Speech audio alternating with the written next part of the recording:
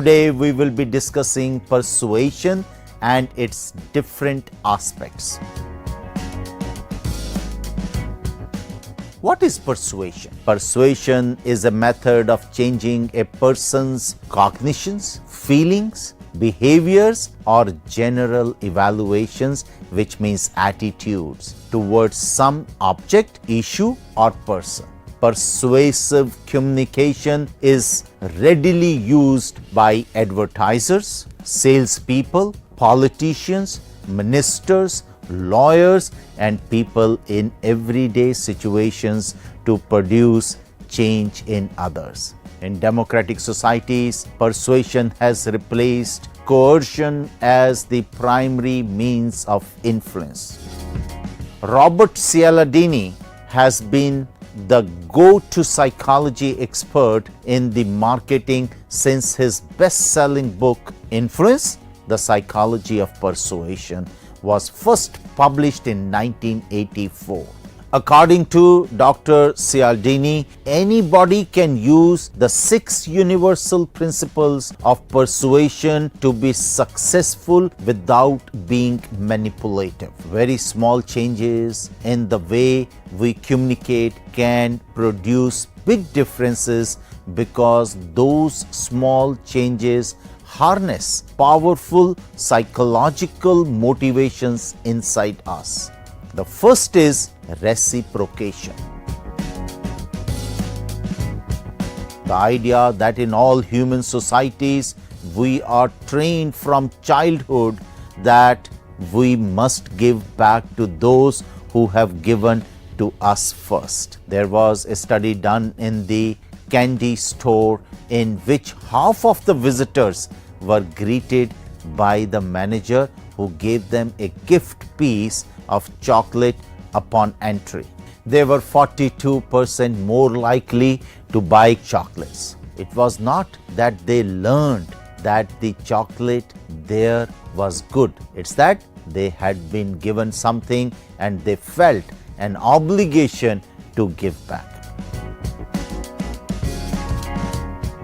The second principle is the principle of liking. No one will be surprised to know that we prefer to say yes to those we like. That's not a surprise, but the research suggests that there is a small thing we can do to get people to like us more. For example, waiters in a restaurant. After the order is taken, if they say to a customer, "Good choice," their tip goes up 13%. In a hair salon, if the stylist says, "Oh, that hairstyle looks great on you," her tip goes up to 37%. So simply giving genuine compliments where they are warranted can be successful for all concerned.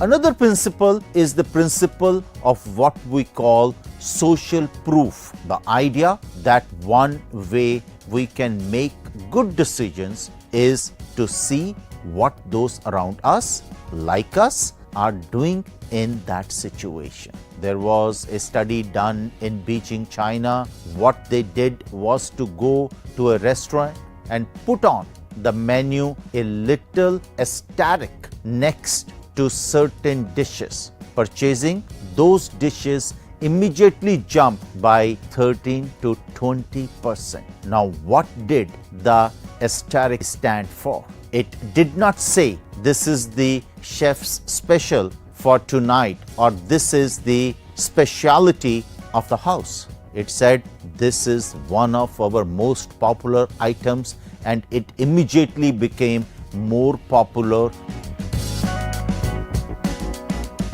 Another principle is the principle of authority. We prefer to say yes to people who can give us evidence that experts on a topic have recommended this. For example, in one study that Dr. Cialdini did in hospitals with stroke patients who were sent home with exercise regimes, they were 30% more likely to live up to those exercise regimes if the person who gave them had his credentials and diplomas on the wall when he did so. So people were more likely to follow the recommendations because we typically are safe in following the lead of legitimate authorities.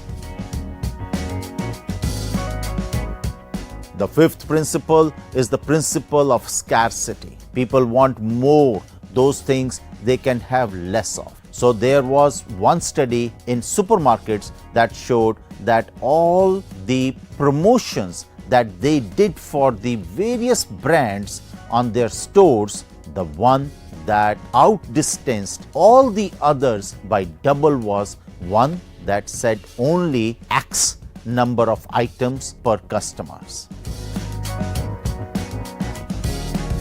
And then the final principle is commitment and consistency. People like to be consistent with the things they have previously said or done. Consistency is activated by looking for small initial commitments that can be made. For example, one recent study reduced missed appointments at health centers by 18% simply by asking the patients rather than the staff to write down appointment details on the future appointment card.